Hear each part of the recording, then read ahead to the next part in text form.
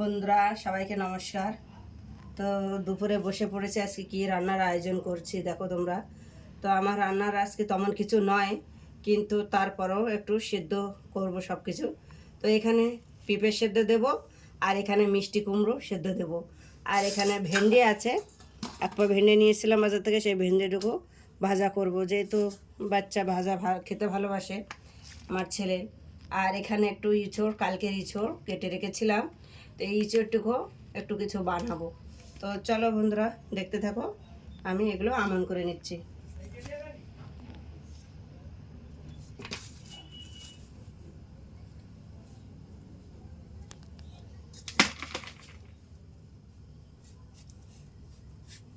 পেঁপেটা খুব সুন্দর খেতে, আগের দিন একটুখানি সিদ্ধ দিয়েছিলাম। আর এই গরমের সময় একটু সিদ্ধ সাদ্ধ খেতেও ভালো লাগে, কারণ প্রচুর গরম, তেল মশলা জিনিস খাওয়া যায় না অতটা।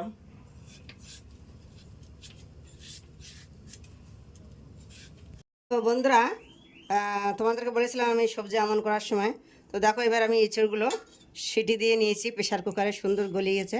তো এটাতে আমি এবার কি কি মশলা দিচ্ছি তোমাদেরকে আমি দেখাচ্ছি। প্রথমে দেবো একটু লঙ্কার গুঁড়ো, লঙ্কার গুঁড়ো দিয়ে দিলাম। তারপর একটু দিচ্ছি ধনিয়ার গুঁড়ো। যে যার মতো কাঁঠালের ইঁচড়ে যে যার মতো মশলা খাটাতে পারো, যেহেতু আমি হালকাই দেব। একটু দিলাম হলুদ, খুবই সামান্য একটু জিরার গুঁড়ো দিয়ে দিলাম। আর দিচ্ছি এবার স্বাদ মতো লবণ, স্বাদ মতো লবণটা দিয়ে দিয়েছি। এবার আমি এতে দেব কর্নফ্লাওয়ার, যেহেতু খালি ইঁচড় পকোড়া বানানো যাবে না, তাই একটু কর্নফ্লাওয়ার দিয়ে দিলে এটা জড়া লাগবে বড়াটা। এবার এগুলো আমি সব উপকরণগুলো একসাথে মাখিয়ে নেব।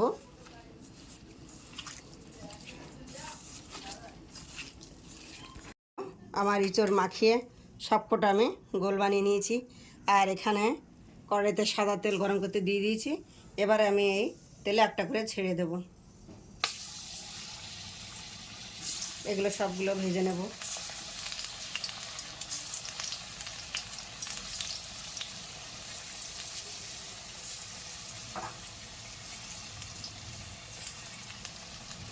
একবারে চলে যাবে আমার এই তেলে। চপকটা দিয়ে দিয়েছি একবারে।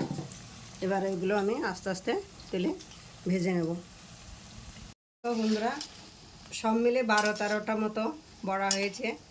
আর কত সুন্দর ভাজা হয়েছে দেখেছো, কত সুন্দর ভাজা হয়েছে।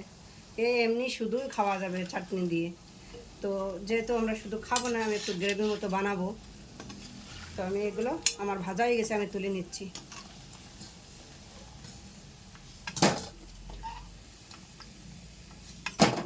আমি ইঁচড়ের ওই পকোড়াগুলো তুলে নেওয়ার পরে ওই তেলে একটু গোটা গরম মশলা ফোড়ন দিয়েছি।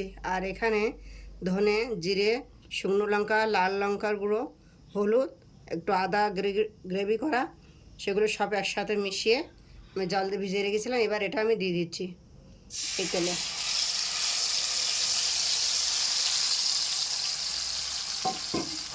এটা ভালো করে মশলাটা ভালো করে নাড়িয়ে নেব। তো দেখো মশলা থেকে কি সুন্দর তেল ছেড়ে দিয়েছে। এবার আমি একটু গরম জলেতে দিয়ে দেবো, ব্যাস 2-5 মিনিট ফোটাবো, তারপর পকোড়াগুলো দিয়ে দেবো এতে।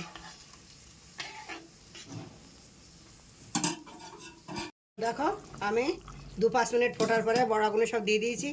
এবার দেবো এই যে কর্নফ্লাওয়ারটা গুলে রেখেছি, এটা যেহেতু একটু গ্রেভি মতো হবে, আটালা মতো হবে, তাই। ব্যাস আমার রেডি হয়ে গেল। এতে একটু ঘি দিয়ে লাভিয়ে দেবো। তো বন্ধুরা দেখো, এখানে পেঁপে আলু সেই সিদ্ধ, শুকনো লঙ্কা সর্ষের তেল দিয়ে মাখিয়ে নিলাম, শুকনো লঙ্কা ভেজে নিয়েছিলাম। আর এখানে পরে আবার কটা আলু সিদ্ধ দিয়েছিলাম, মনে হলো একটু আলু সিদ্ধও দিই, তো আলুটাও শুকনো লঙ্কা সর্ষের তেল দিয়ে মাখিয়ে নিয়েছি। আর এই দেখো ভেন্ডি ভাজা, আর এখানে সেই কাঁঠালের পকোড়ার গ্রেভি করেছি, বলো মাঞ্চুরিয়ান বলো যাই বলো, ওটা এই এই ছিল আজকে আমাদের দুপুরের মেনু।